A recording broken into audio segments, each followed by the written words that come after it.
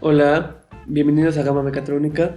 En esta ocasión tenemos un video acerca de la ley de corriente de Kirchhoff.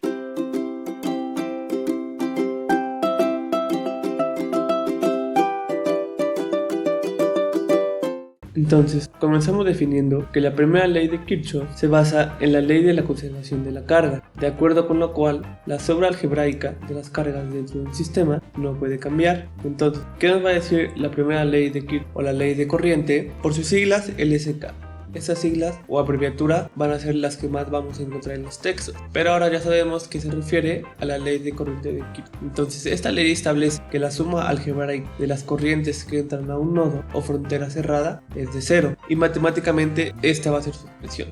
La sumatoria desde n igual a 1 hasta n de I sub n va a ser igual a 0, que tal vez ahorita no entendamos nada, pero vamos a ir explicando para que poco a poco vayan entendiendo. Entonces, donde n es el número de ramas conectadas al nodo e in es la enésima corriente que entra o sale del nodo. Entonces, por ejemplo, tenemos aquí este pequeño esquemático que nos sirve para ejemplificar perfectamente a qué se refiere la ley de Kirchhoff, la ley de corriente. Entonces, nos dice que matemáticamente es la sumatoria de las corrientes que entran o salen de un nodo, y esa sumatoria tiene que ser igual a 0. Entonces, por ejemplo, aquí donde n es el número de ramas conectadas al nodo, aquí en la parte en medio vamos a tener nuestro nodo y n es el número de ramas conectadas al nodo. Para este ejemplo vamos a tener 1, 2, 3, 4, 5 ramas conectadas a este nodo, y I sub n es la enésima corriente que entra o sale al nodo.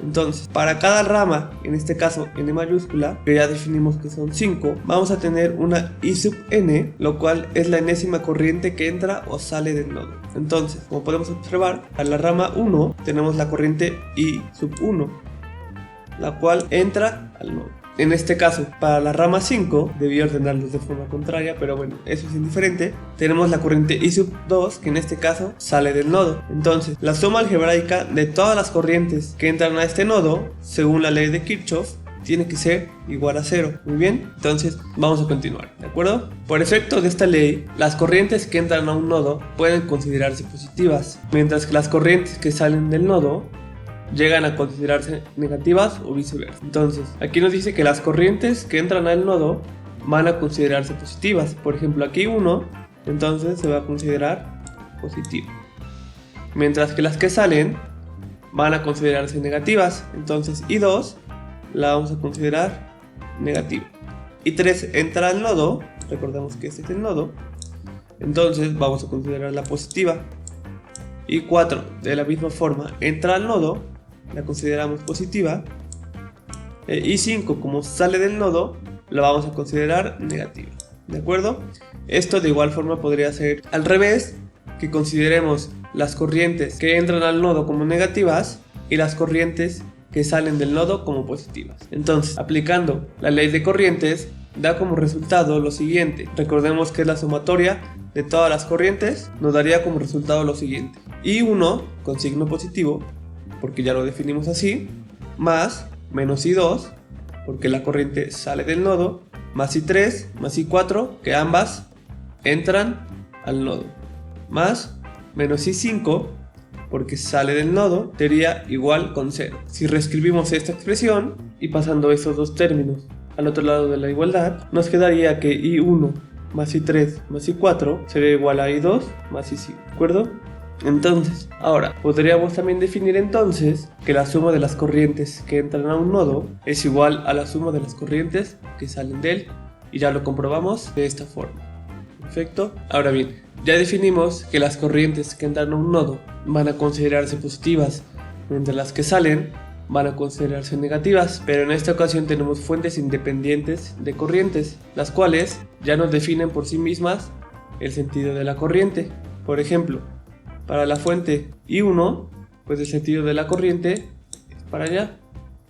Para la fuente I2, el sentido de la corriente es hacia abajo, y para la fuente I3, el sentido de la corriente pues va a ser hacia arriba, ¿de acuerdo? La flecha que ya traiga nuestra fuente, en este caso de corriente, pues nos va a definir el sentido de la misma. Muy bien, entonces nos dice que la corriente combinada es la suma algebraica de las corrientes suministradas por las fuentes individuales. Vemos que la corriente IT sale del lodo, ¿de acuerdo? Entonces, como el sentido de la corriente I2 ya lo definió mi fuente, también sé que la corriente I2 sale del nodo. Ahora, la corriente I1 va a entrar al nodo y la corriente I3 de igual forma va a entrar al nodo. Entonces, como lo vimos anteriormente, la suma de las corrientes que entran es igual a la suma de las corrientes que salen. Entonces, para este caso, I sub t e I2 va a ser igual a I1 más I3. Perfecto. Ahora, si reescribimos esta expresión, simplemente diría que IT es igual a I1 menos I2 más I3. Entonces fácilmente podríamos sustituir todo este circuito que tiene sus dos terminales por las mismas dos terminales y una corriente IT, la cual va a ser igual a I1 menos I2 más I3. Entonces estaríamos hablando de dos circuitos completamente equivalentes. Entonces vamos a hacer un ejemplo para que quede más claro y en posteriores videos les voy a dejar más ejemplos. Muy bien, nos dice: halla la corriente I sub 0 y la tensión B sub 0 en el circuito que aparece en la figura. Entonces nos está pidiendo hallar el voltaje en el resistor y para eso primero tendremos que hallar la corriente I sub 0. Vamos a analizar rápidamente. Tenemos una fuente independiente de corriente y una fuente dependiente de corriente. Esta fuente va a depender de la corriente que circule sobre el resistor. Entonces vamos a comenzar definiendo los sentidos de nuestras corrientes. Vamos a tomar como referencia al nodo A. Muy bien. El sentido de las corrientes nos los dan las fuentes. Entonces el sentido de nuestras corrientes ya nos los dan las fuentes y el sentido de I0 también ya está dado por el problema. Muy bien, entonces hacemos en el nodo A ley de corriente de Kirchhoff. Muy bien, y tenemos que 3 entra al nodo, 0.5 entra al nodo y I sub 0 sale del nodo. Entonces la suma de las corrientes que entran es igual a la suma de las corrientes que salen.